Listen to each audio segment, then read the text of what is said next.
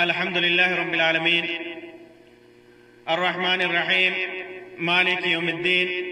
والصلاة والسلام علی سید المرسلین وعلی آلہ وصحبہ اجمعین اما بعد۔ محترم سامعین و ناظرین، اکثر جو لوگ مزاروں پہ قبروں پہ جا کر زیارت کے نام پر اصحاب قبر سے استغاثہ، استمداد، مدد طلب کرنا، اولاد طلب کرنا، رزق طلب کرنا، یہ سارے کام انجام دیتے ہیں، اکثر ان سے سنا جاتا ہے، اکثر وہ کہتے ہیں کہ ہم ان کی عبادت نہیں کرتے، ہم بزرگوں کی عبادت نہیں کرتے، ان کو اللہ تبارک و تعالیٰ کے ساتھ شریک نہیں ٹھہراتے، ہم انہیں صرف اللہ کا ولی سمجھتے ہیں، اللہ تک ان کی پکڑ ہے، پہنچ ہے، اللہ تبارک و تعالیٰ کے مقرب بندے ہیں جو ہماری سنتے ہیں۔ اکثر یہ عذر ان کی طرف سے پیش کیا جاتا ہے اور اکثر یہ باتیں وہ کرتے ہیں۔ تو کیا حقیقت میں ایسا ہے؟ اگرچہ ان کی نیت میں یہ ہو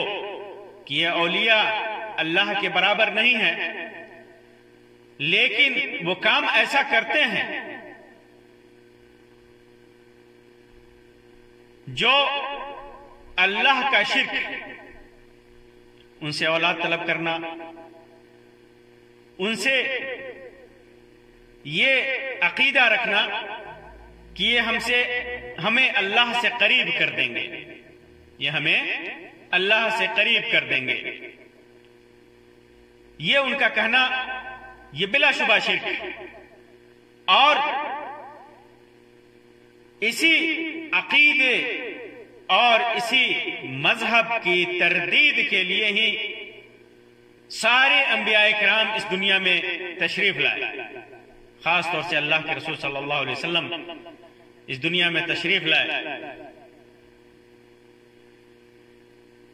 اللہ تبارک و تعالیٰ انہی لوگوں کے سلسلے میں ارشاد فرماتا ہے، الا للہ الدین الخالص، خبردار،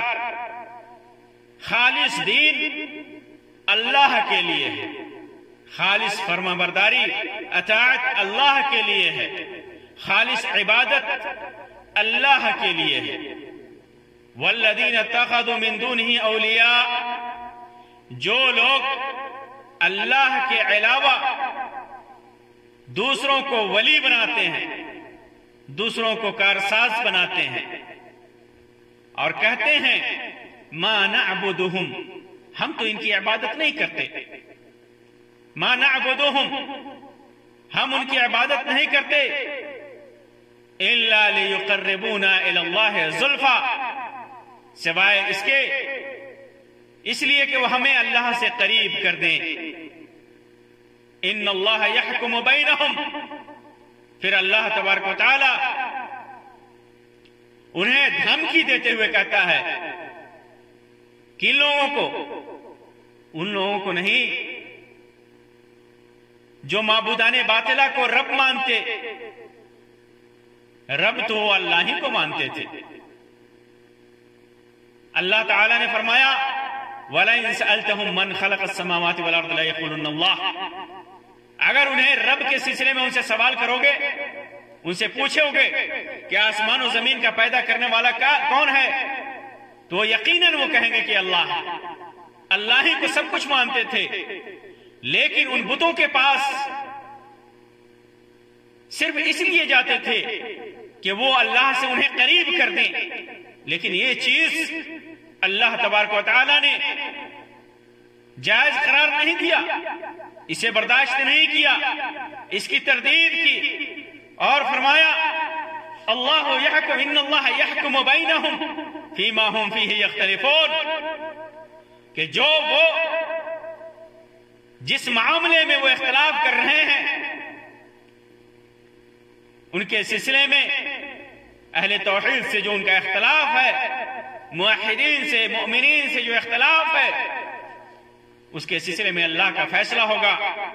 اللہ کا فیصلہ آئے گا۔ ان اللہ لا یہدی من هو کاذب کفار، اللہ تبارک و تعالی ایسے لوگوں کو جو کاذب ہو، جھوٹا ہو، کافر ہو، ناشکرہ ہو، اللہ کو چھوڑ کر جس غیر اللہ کی عبادت کرتا ہو اسے ہدایت نہیں دیتا، سیدھے راستے پہ نہیں لاتا۔ یہ کہتے ہیں کہ ہم تو صرف انہیں ولی جانتے ہیں، ہم صرف انہیں اللہ کا مقرب بندہ جانتے ہیں، یہ صرف ان کی زبانی ہے۔ حقیقت یہ ہے کہ وہ اللہ کی نافرمانی کرتے ہیں، اللہ کے علاوہ غیر اللہ سے استغاثہ کرتے ہیں، اللہ کے علاوہ غیر کو غوث کا نام دیتے ہیں، اللہ کے علاوہ غیر کے سامنے سر جھکاتے ہیں، اور زبانی کہتے ہیں کہ ہم انہیں صرف ولی مانتے ہیں، مان لیتے ہیں کہ اگر یہ ولی مانتے ہیں، پھر بھی اللہ تبارک و تعالیٰ کے ہاں ان کا یہ کلام، ان کی یہ تعویل، ان کا یہ عذر غیر مقبول ہے۔ اللہ تعالیٰ ایسے عذر کو قبول نہیں کرتا۔ آپ کیا سمجھتے ہیں مشرکین برے لوگوں کی عبادت کرتے ہیں؟ ہرگز نہیں۔ شرک کی ابتدا بھی ہوئی تو اچھے لوگوں کی عبادت کے ساتھ۔ آج دنیا میں شرک موجود ہے تو جنہیں وہ اچھا سمجھتے ہیں، اللہ کے قریب سمجھتے ہیں، اللہ کا نیک بندہ سمجھتے ہیں، انہی کی عبادت کرتے ہیں۔ نوح علیہ السلام کی قوم میں، نوح علیہ السلام کو جب اللہ تبارک و تعالیٰ نے جس قوم میں بھیجا، اس قوم میں شرک کی ابتدا کیسے ہوئی؟ صحیح بخاری کے اندر ذکر ہے کہ جوں ایام گزرتے گئے، نیک لوگ گزرتے گئے، شیطان نے آ کر نیک لوگوں کی محبت کو ان کے دل میں ڈالا، اور ان لوگوں نے نیک لوگوں کے پتلے بنانے شروع کیے۔ کوئی شرک دل میں نہیں تھا، شرک کا ارادہ نہیں تھا، عبادت کا ارادہ نہیں تھا ان نیک لوگوں کے لیے، بس ان کی تعظیم مقصود تھی، ان کی عزت کرنا مقصود تھا۔ وہ چاہتے تھے کہ ان کو یاد کر کے اللہ کی عبادت کریں، ان کو دیکھیں کہ اور یاد کریں کہ یہ کیسے اللہ کی عبادت کرتے تھے۔ پھر وقت گزرتا گیا، بعض تفسیر میں ذکر ہے کہ تقریباً 10 صدیاں گزری اور وہ لوگ خالص توحید پہ تھے۔ پھر 10 صدیوں کے بعد شیطان نے ان کو بھکایا اور وہ لوگ نیک لوگوں کی عبادت کرنے لگے۔ اللہ تعالیٰ انہی کے سلسلے میں ارشاد فرماتا ہے، جب نوح علیہ السلام نے اپنی قوم میں دعوت دی، ایک اللہ کی طرف بلایا، ایک اللہ کی عبادت کی طرف بلایا، تو انہوں نے کہا لا تذرن آلہتکم ولا تذرن ودا ولا سواعا ولا یغوث ویعوق ونسرا، تم لوگ اپنے معبودوں کو ہرگز مت چھوڑنا، ود کو، سوا کو، یغوث کو اور یعوق اور نصر کو مت چھوڑنا۔ یہ کون لوگ تھے؟ یہ برے لوگ نہیں تھے، اس قوم کے نیک لوگ تھے، اللہ کے اولیاء تھے۔ جب وہ لوگ مر گئے تو ان لوگوں نے ان کی قبروں پہ قیام شروع کیا، ان کی قبروں کے مجاور بنے، ان کی قبروں سے وہ لوگ آگے بڑھے اور پھر ان کی مورتیاں بنائیں اور پھر ان کی عبادت کرنے لگے، اور وہ اس طرح انہوں نے شرک کی ابتدا کی اور شرک میں مبتلا ہوئے۔ یہ نیک لوگ تھے، برے لوگ نہیں تھے، لیکن اس کے باوجود نوح علیہ السلام کی دعوت کو ان لوگوں نے ٹھکرا دیا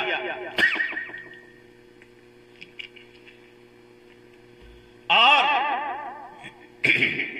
ان پر اللہ تبارک و تعالیٰ کا عذاب آیا، غرق کیے گئے۔ اسی طرح جو لوگ غیر اللہ میں فرشتوں کی عبادت کرتے ہیں، فرشتوں سے استغاثہ کرتے ہیں، فرشتے بھی اللہ کے نیک اور مقرب بندے ہیں۔ عیسیٰ علیہ السلام کی عبادت کرنے والے لوگ ان کا بھی دعویٰ ہے کہ عیسیٰ علیہ السلام نبی ہیں، رسول ہیں، اللہ کے مقرب بندے ہیں۔ موسیٰ علیہ السلام کے سلسلے میں، عزیر علیہ السلام کے سلسلے میں ان لوگوں نے کا یہی نظریہ رہا، یہاں تک کہ ان لوگوں نے عبودیت کے درجے سے اٹھا کر کے الوہیت کے مقام تک پہنچا دیا۔ آج اللہ کے اولیاء کے سلسلے میں جو مشرکین کا عقیدہ ہے، آپ غور کیجئے کہ کس طرح وہ لوگ ان اولیاء کے سلسلے میں اپنا عقیدہ رکھتے ہیں۔ اولاد دینے کا عقیدہ، دنیا میں تصرف کرنے کا عقیدہ، ایک جگہ سے دوسری جگہ پہنچنے کا عقیدہ، غوث اعظم تک کا نام دیا گیا، اور ایسی ایسی کہانیاں جھوٹی جھوٹی گڑھی گئیں کہ علامان والحبیب مشرکوں میں بھی وہ عقائد شاید موجود ہوں، وہ عقیدے ایمان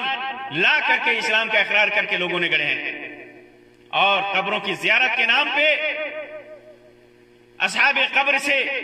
استمداد اور مدد طلب کرنا ایک عام سی بات ہو گئی ہے۔ آپ تعجب کریں گے، ایک بار ایک آدمی میرے پاس آیا، میں نے اسے توحید کی دعوت دی، مسلمان تھا، لیکن وہ کہتا ہے کہ آپ یقین کریں نہ کریں، میرے 2 بچے قبروں پر مزاروں پر جا کر مانگنے کی وجہ سے پیدا ہوئے۔ ہمارے علاقے میں ایک ایسا مزار ہے کہ آدمی جب وہاں جاتا ہے تو پھر جب مانگتا ہے تو اس کو اولاد نصیب ہوتی ہے، اور ایک نشانی عطا ہوتی ہے جسے پتہ چلتا ہے کہ صاحب مزار سے دعا کرنے کی وجہ سے یہ اولاد ہوئی ہے۔ تو میں نے کہا کہ میں اس کا انکار نہیں کروں گا کہ آپ کو شیطان مزار تک لے گیا، شیطان کو کس حد تک علم رہا کہ اس نے آپ کو بہکایا، کیسے بہکایا، آپ وہاں گئے، آپ وہاں سے آنے کے بعد آپ کی اولاد بھی ہوئی، کوئی انکار نہیں کر سکتا۔ لیکن آپ کیا یہ بتائیں گے ہمارے غیر مسلم بھائی مزاروں پہ مورتیوں کے پاس جاتے ہیں، دیوی دیوتاؤں کے پاس جاتے ہیں، مندروں میں جاتے ہیں، باباؤں کے پاس جاتے ہیں، اور عیسائی نصرانی یہ سب اپنے اپنے نظام کے مطابق اپنے اولیاء کے پاس جاتے ہیں، وہاں سے آنے کے بعد ان کو اولاد نصیب ہوتی ہے، تو کیا آپ یہ کہیں گے کہ وہ حق پر ہیں؟ انہوں نے کہا کہ میں ہرگز ہرگز نہیں کہوں گا کہ وہ حق پر ہیں۔ تو میں نے کہا کہ آپ میں اور اس میں کیا فرق ہے؟ فَبُهِتَ الَّذِي كَفَرَ، حیران پریشان ہو گئے، لیکن یہی کہہ کر کے چلے گئے کہ آپ اولیاء کو نہیں مانتے، آپ اولیاء کی عزت نہیں کرتے، اولیاء کی تکریم نہیں کرتے۔ میرے بھائیوں، سامعین و ناظرین، یہ اولیاء کی عزت نہیں ہے، یہ اولیاء کی شان کو بڑھانا ہے،